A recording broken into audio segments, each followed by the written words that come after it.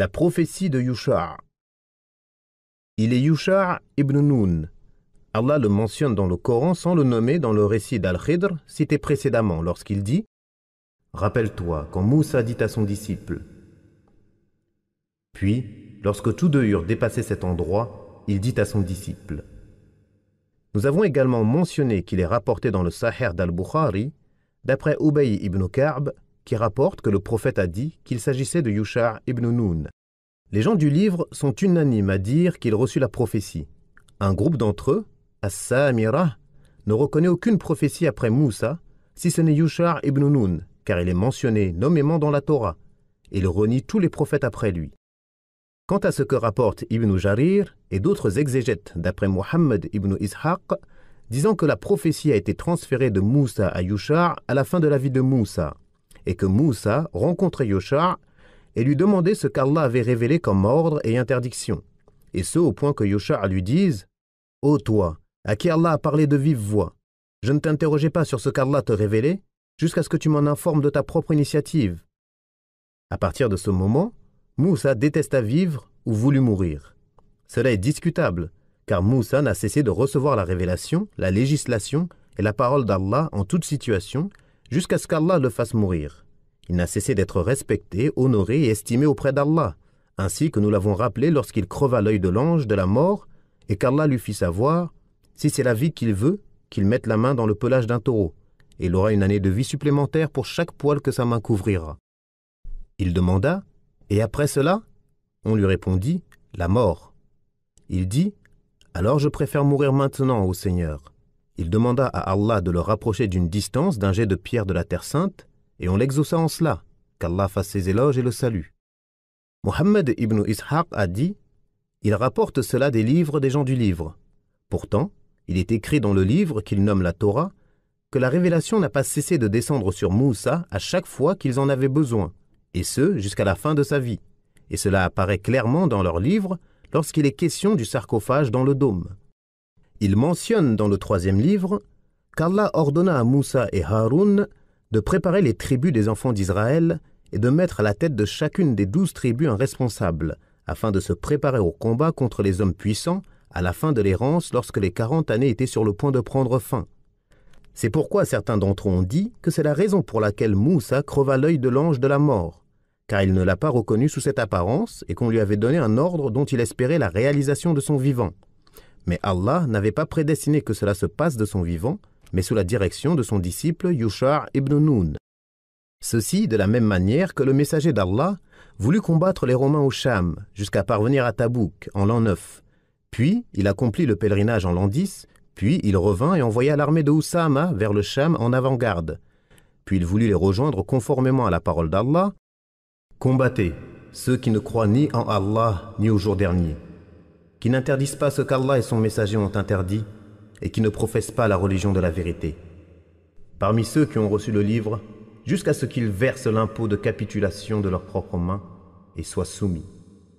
Mais après avoir envoyé l'armée d'Oussama, le messager d'Allah mourut alors qu'Oussama campait sur les côtes. C'est son ami et successeur Abu Bakr qui s'en chargea donc, et lorsqu'il en eut terminé avec la péninsule arabique et ses alentours, et que la vérité y était revenue, il envoya des armées d'est en ouest, vers l'Irak et Kisra, le roi des Perses, et aussi vers le Cham et Qaysar, le roi des Romains. Allah leur accorda la victoire, les installa fermement, et leur donna pouvoir sur leurs ennemis, comme nous te le rapporterons au moment venu, par la volonté, l'aide et l'assistance d'Allah. Ainsi, Allah ordonna également à Moussa de préparer les enfants d'Israël au combat, et de désigner des chefs, comme Allah dit. Allah a pris un engagement des enfants d'Israël. Nous nommâmes 12 chefs parmi eux, et Allah dit, « Je suis avec vous, tant que vous accomplirez la prière, acquitterez la zakat, croirez en mes messagers, les aiderez et que vous dépenserez pour Allah. Si vous faites cela, je pardonnerai vos péchés et vous ferai entrer dans des jardins sous lesquels coulent des ruisseaux. Et quiconque parmi vous mécroit après cela, s'égare du droit chemin. » Il leur dit, « Si vous accomplissez ce que je vous ordonne, et que vous ne fuyez pas le combat comme vous l'avez fui une première fois, je ferai de la récompense de ce combat une expiation du châtiment qui devait vous atteindre pour cette autre fois. De la même manière qu'Allah dit aux Bédouins qui se sont écartés du messager d'Allah lors de la bataille d'Al-Hudaybiyah, dit aux Bédouins qui sont restés en arrière, vous serez bientôt appelés contre des gens d'une force redoutable. Vous les combattrez à moins qu'ils ne se soumettent. Si vous obéissez, Allah vous donnera une belle récompense. Et si vous vous détournez comme vous vous êtes détournés auparavant, il vous châtiera d'un châtiment douloureux. Et Allah a dit aux enfants d'Israël, et quiconque parmi vous mécroit après cela, s'égare du droit chemin.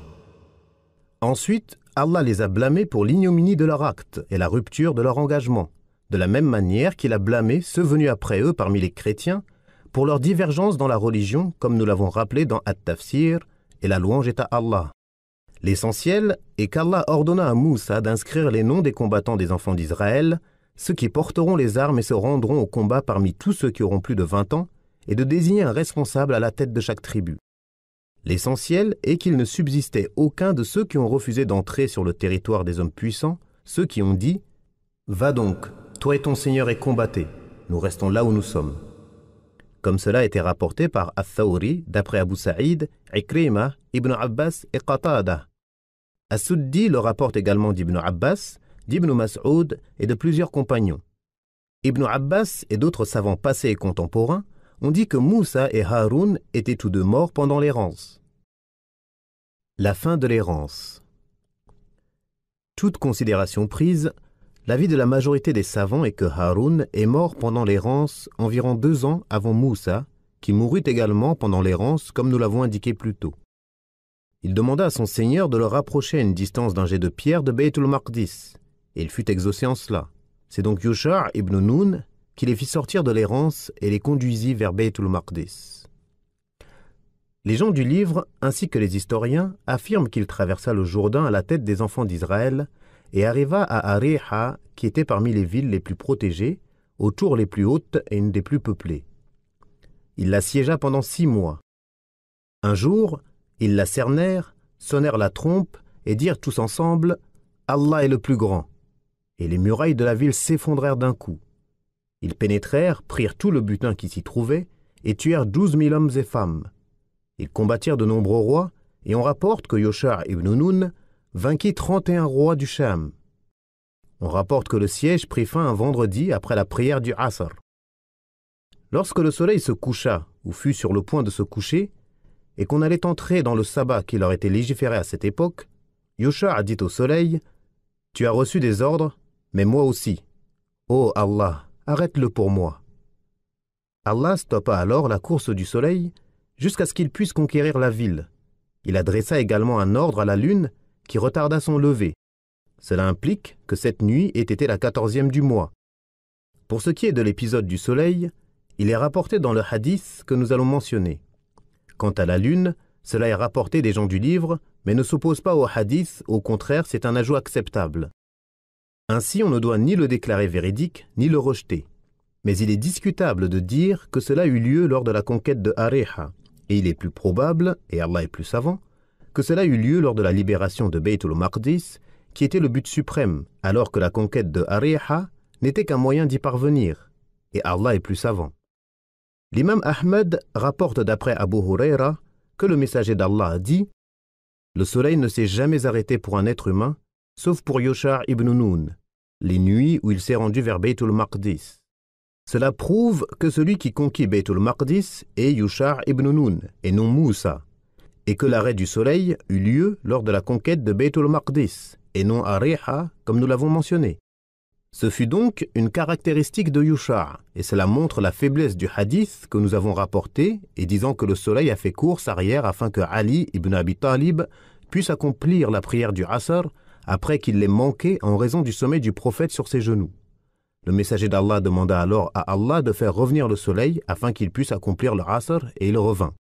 L'imam Ahmad rapporte, d'après Abu Huraira, que le messager d'Allah a dit « Un prophète livra bataille et dit à son peuple « Que ne me suive pas un homme qui a épousé une femme, mais n'a pas encore consommé le mariage, ni celui qui a bâti une construction sans élever encore son toit, ni celui qui a acheté du bétail ou des chamelles et attend leur portée. » Il livra bataille et s'approcha de la ville au moment d'accomplir la prière du Asr, ou peu avant cela, et il dit au soleil « Tu as reçu des ordres, mais moi aussi. Ô Allah, retiens-le pour moi un instant. » Le soleil fut donc stoppé jusqu'à ce qu'Allah lui accorde la victoire. Puis, ils réunirent le butin, Le feu vint pour le consommer, mais refusa.